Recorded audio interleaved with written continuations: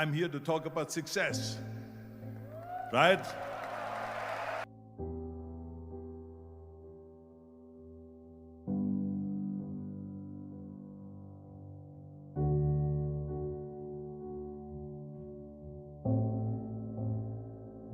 The first rule of success is to have a vision. You see, if you don't have a vision of where you go, and if you don't have a goal where you go, you drift around and you never end up anywhere. It's like you can have the best ship in the world, you can have the best airplane in the world. If the pilot or the captain doesn't know where to go, it would just drift around. It would not end up anywhere, or most likely in the wrong place.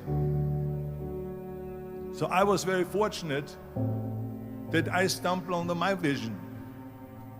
I mean, as you know, I was born in 1947 in Austria after the Second World War. And I didn't really like Austria when I grew up. I couldn't wait to get out of there. I couldn't see myself becoming a farmer or a worker in a factory or anything like that. Even though my parents wanted me to stay there and have a normal life. My father wanted me to become a police officer like he was. My mother wanted me just to stay there and marry a girl with the name of Heidi, hopefully, and have a bunch of kids and run around like the Van Trapp family in The Sound of Music.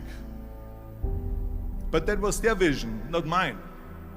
My vision was totally different. I felt that I was born for something special, for something unique, for something big. You know how great it felt that I knew where I was going? Imagine the majority of people don't know where they're going. When you have a goal, when you have a vision, everything becomes easy.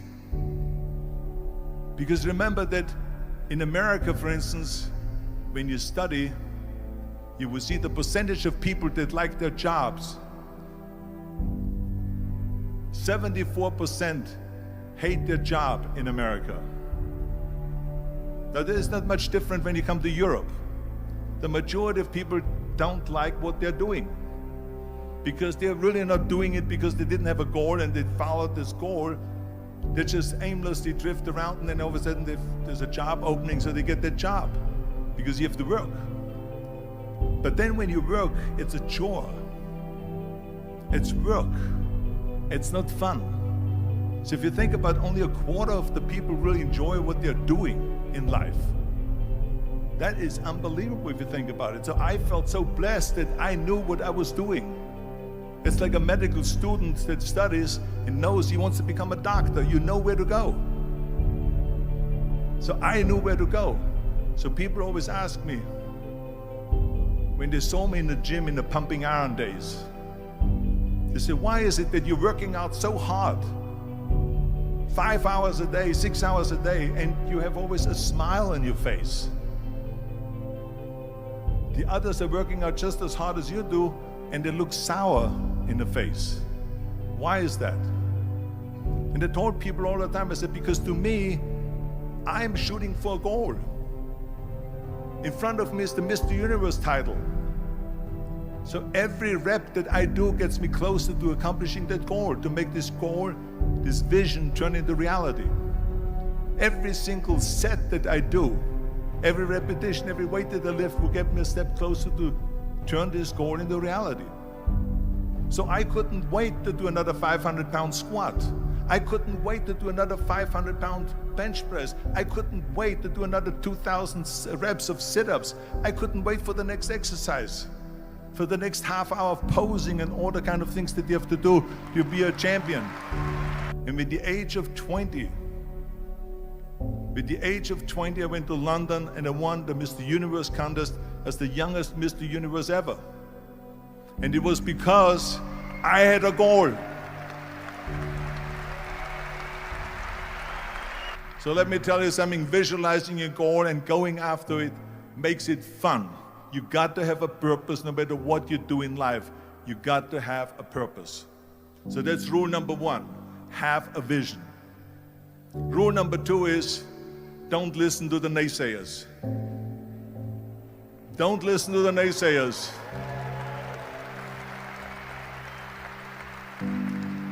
Everything I ever did, the thing that I heard out of people's mouth was, that's impossible. that can't be done or no. So whenever someone said to me, it can't be done, I heard it can be done. When they said no, I heard yes. And when they said it's impossible, I heard it is possible. I'm a strong believer of what Nelson Mandela said, that everything is always impossible until someone does it. Well, I'm going to be the one, I said to myself, I'm going to do it and I'm going to show it to them. Maybe it has never been done before. That's perfectly fine with me. But I'm going to do it. And I did not listen to the naysayers. The next thing, the third point that I'm going to make to you is, before we sit down with Jürgen and talk about the rest of the three, is work your ass off. There is no magic pill. There is no magic out there. You cannot get around. You have to work and work and work. And it drives me crazy when people say that they don't have enough time to go to the gym for 45 minutes a day and work out, or to do something for 45 minutes to an hour a day to improve, if it is physically improve or if it is mentally to improve. Imagine you read 1 hour a day about history. How much you will learn after 365 hours in 1 year.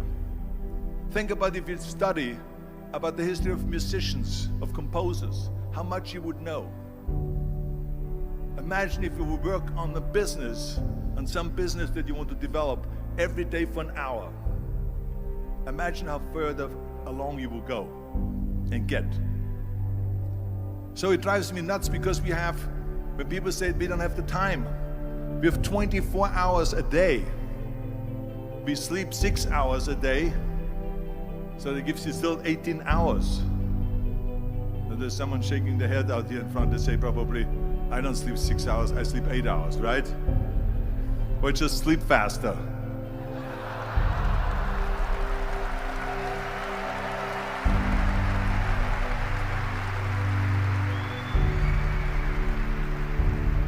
So we have 18 hours a day. The average person works around 8 to 10 hours. So let's assume it's 10 hours, so if you have 8 hours left, then you travel around an hour a day, maybe 2 hours a day. So now you have still 6 hours left. So what do you do with these 6 hours? What do you do with these 6 hours? Then we eat a little bit, then we schmooze a little bit, talk a little bit to people and all that stuff. But you can see how much time there is available if you organize your day. So you got to work hard. I mean, let me tell you something. When I went to America, I went to college. I went and worked out 5 hours a day. And I was working on construction. Because in those days in bodybuilding, there was no money. I didn't have the money for food supplements or anything. So I had to go to work. So I worked on construction. I went to college. I worked out in the gym, and at night from 8 o'clock at night to 12 midnight, I went to acting class 4 times a week. So I did all of that.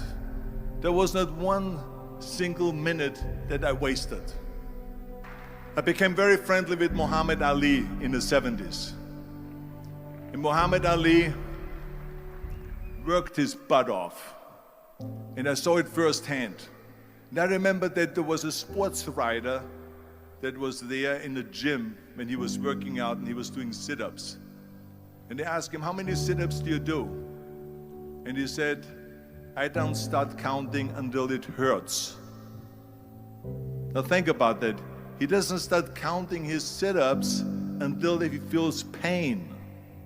That's when he starts counting. That is working hard. And so you can't get around the hard work. It doesn't matter who it is. As a matter of fact, I believe what Ted Turner said, work like hell and advertise.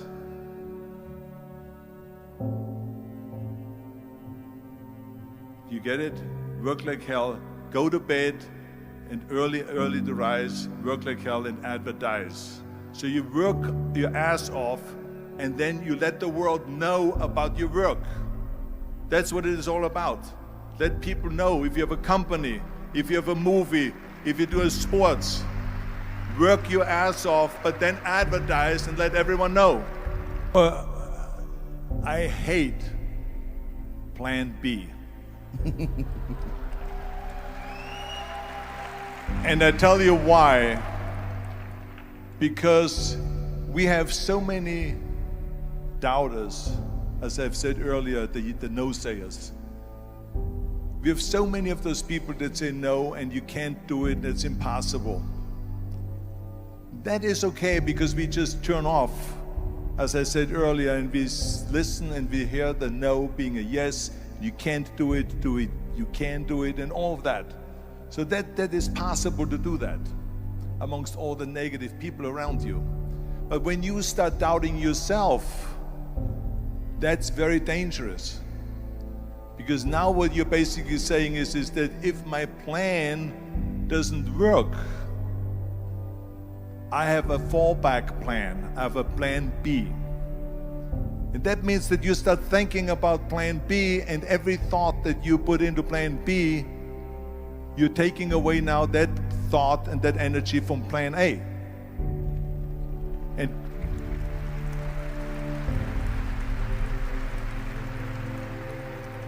And it's very important to understand that we function better if there is no safety net, because plan B becomes a safety net. It says that if I fail, then I fall and I get picked up and I have something else there that will protect me.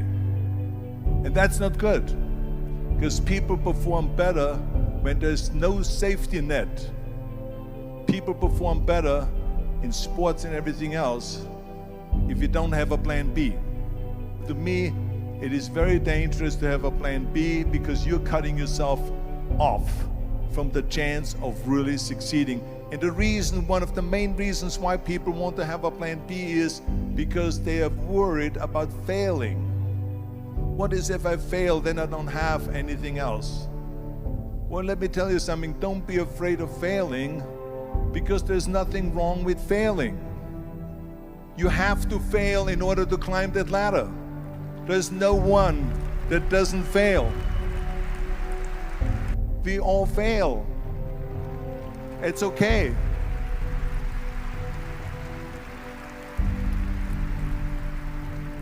What is not okay is that when you fail, you stay down.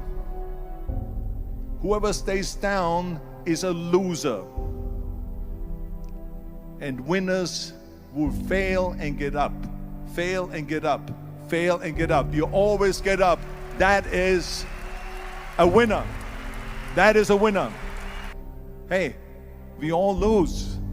We all have losses. This is okay. And this is why I say don't be worried about losing, because when you're afraid of losing, then you get frozen. You get stiff. You're not relaxed. You got to be, in order to perform well in anything, if it's in boxing or if it is on your job or with your thinking, is only happening when you relax. So relax. It's okay to fail. Let's just go all out and give it everything that you got. That's what it is all about. So don't be afraid to fail. This is one of my 6 rules to success. You can only feel complete as a person if you think about what can you do for your fellow member around you that maybe needs help. I felt like that. Everyone has a different motivation why you get into that.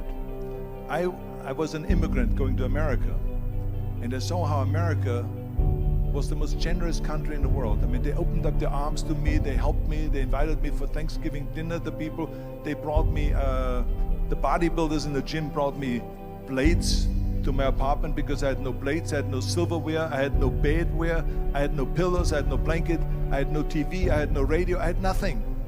They brought it to my apartment. They helped me. And I saw that firsthand, this generosity in America. And I said to myself, as an immigrant that is being embraced with open arms, that I need to go and make sure that I give something back.